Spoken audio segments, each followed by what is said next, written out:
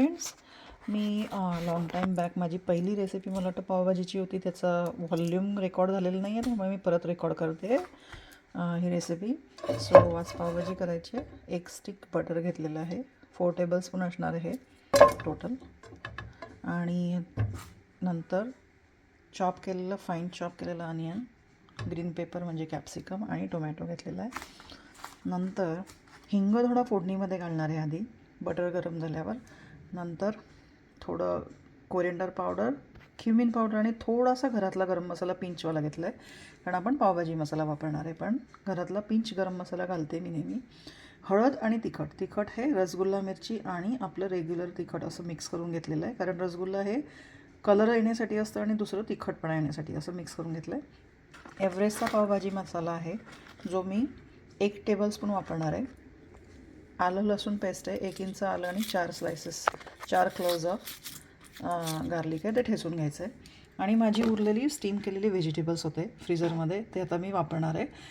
त्यामध्ये carrot, cauliflower, potatoes आणि पीज असं सगळं स्टीम करून घेतलेलं आहे. ते ऑलरेडी स्टीम झालेलं आहे, पण ते फ्रीझरमधलं आहे, त्यामुळे आता ते थॉ करायला ठेवलेलं आहे. ते नॉर्मल झालं की आपण रेसिपीकडे वळूया. सो हे साहित्य आहे आणि वरून आपण सिलेंट्रो घालणार आहे. आणि ही रेसिपी बटरमध्ये केल्याने चांगली होते. तुम्हाला बटर आणि ऑइल मिक्स करायचं असेल तरी चालेल, दोघी मिक्स करून केलं तरी चालेल.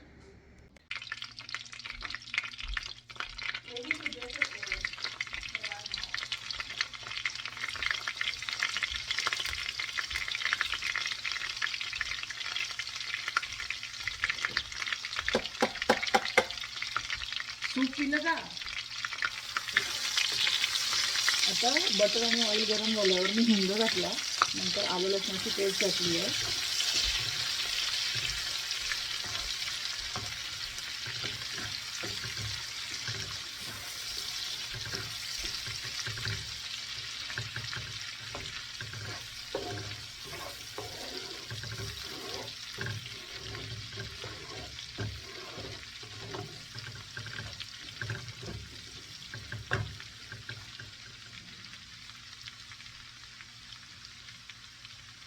आणि यात आपण आता अनियन घालायचं आहे.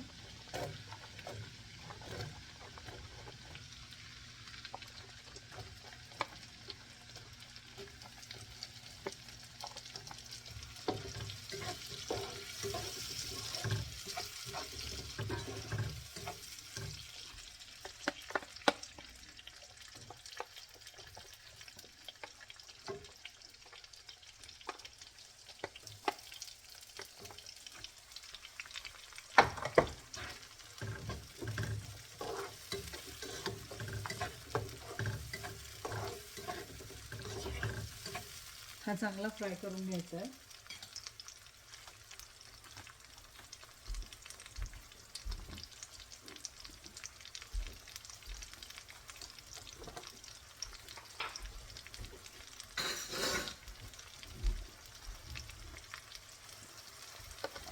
आता थोडासा ट्रान्सफॉर्म झालेला आहे, त्यामध्ये आपलं फाईनली चॉप ग्रीन पेपर म्हणजे कॅप्सिकम घालायचं आहे.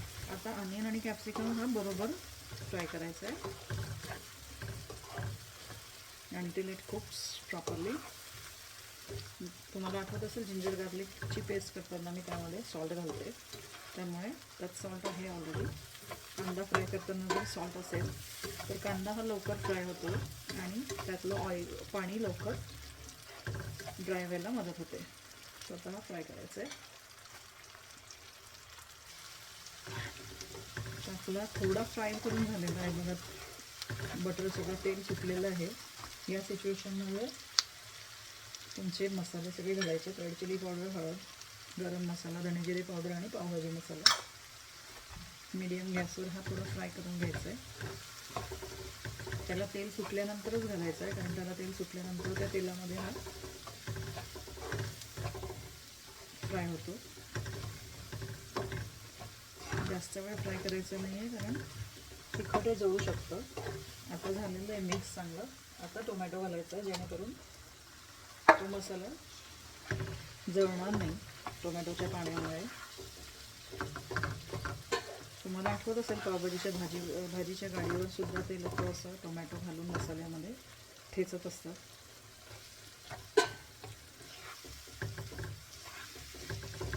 तुम्ही जेव्हा अशी त्याला एकजीव करतात ना भाजी, तेव्हा त्याची टेस्ट चांगली होते. म्हणून कांद्यामध्येच मसाले टाकायचे, जेणेकरून टोमॅटो घातल्यावर ते चांगले टोमॅटोच्या ज्यूसमध्ये एकजीव होतात. आता टोमॅटो शिजेपर्यंत याला होऊ द्यायचं आहे मीडियमवर. टोमॅटो शिजला की त्याला आधी पाणी सुटेल, नंतर मग त्याला तेल सुटायला सुरुवात होईल. शिजता तुम्हाला असं मॅश करायचं आहे थोडं थोडं. म्हणून फाईनली चॉप हवा आहे टोमॅटो, ज्यामुळे तुमचं मॅशिंग लवकर होतं.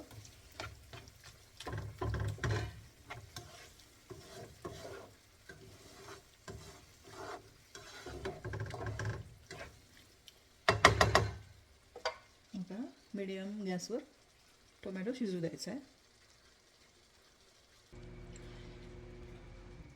मंद आचेवर मीडियम गॅसवर असं शिजू द्यायचं आहे. तेल सुटायला लवकर सुरुवात होते, कारण तुमचा मसाला हा फ्राय झालेला असतो कांद्याबरोबर, म्हणून तेल सुटायला लवकर सुरुवात होते. तरी पण आपण त्याला मॅश करतच फ्राय करायचं आहे. अजून मसाला कच्चा लागतो आहे टेस्टला, मी टेस्ट करून पाहिला. सो तो कच्चट लागतो आहे, सो त्याला ठेचतच होऊ द्यायचं आहे. तुमच्याकडे जर पावभाजीचं ते गाडीसारखं ठेचण्याचं असेल तर तुम्ही ते वुडन पीस वापरू शकतात. माझ्याकडे नाही आहे, त्यामुळे मी स्पूननेच करते आहे, स्पॅच्युलानेच करते आहे. आणि इकडे तिकडे बटर उडू नये म्हणून मीडियमवर ठेवला आहे. तुम्ही त्या गाडीसारखा हायवर सुद्धा करू शकतात. गाडीवर हायवर केली जाते भाजी ही, मीडियम ते मीडियम हायमध्ये केली जाते. थोडा मसाला फ्राय झाला की मी सुद्धा गॅस वाढवणार आहे.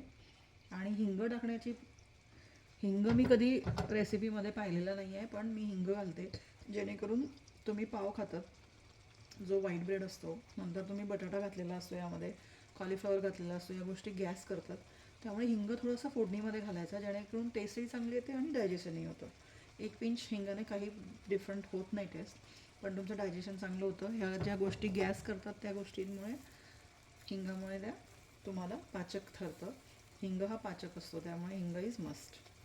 करून बघा, हिंगाची भाजी, फोडणी दिलेली भाजी खूप छान लागते. आणि पावभाजी मसाला हा 1 टेबलस्पून होता, पण मी 2 पिंच गरम मसाला घरातला घेतलेला आहे. गरम मसाल्याची टेस्ट खरंच छान लागते.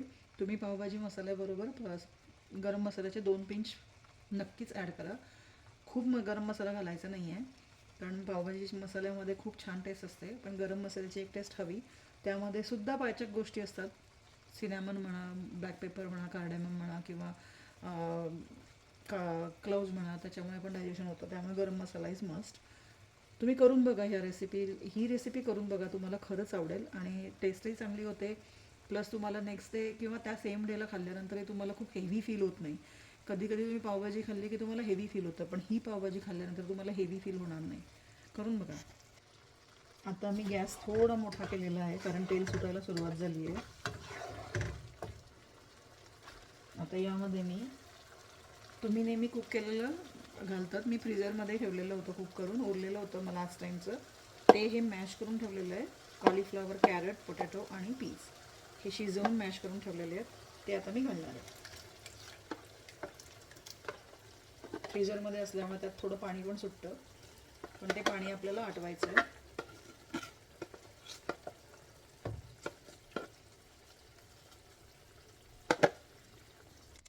आता ही मीडियम गॅसवर ठेवून, मीडियमवर ठेवलेली आहे आणि झाकण लावून आता ती चांगली कुक होऊ द्यायची, कारण फ्रीजरमध्ये असल्यामुळे गार घट्ट असलेला तो आपला मसाला आहे सगळ्या भाज्यांचा, तो आता गरम होणार, नंतर बॉईल होणार आणि मिक्स होणार मसाल्यांमध्ये, आणि मग चांगली बॉईल झाली की आपली भाजी रेडी होणार आहे. भाजी सर्व करताना परत बटर सर्व करायचं आहे ब्रेडबरोबर, आणि भाजीवर बटर सर्व करायचं आहे, प्लस कांदा आणि कोथिंबीर साईडला द्यायची आहे.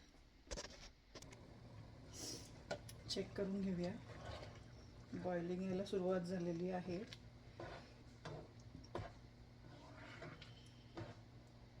आता आपल्या गाडीवाल्या भैयासारखं छान बॉईल करायची, तिला खदा उकळून काढायची आहे, त्याच्यामुळे टेस्ट चांगली येते. आता मी गॅस थोडा मोठा करते, जेणेकरून गाडीवाल्या भैयासारखी पावभाजी खदा शिजणार, आणि ती छान खदा शिजली की त्याची टेस्ट छान येणार, कारण मसाला सगळीकडे मिक्स होणार.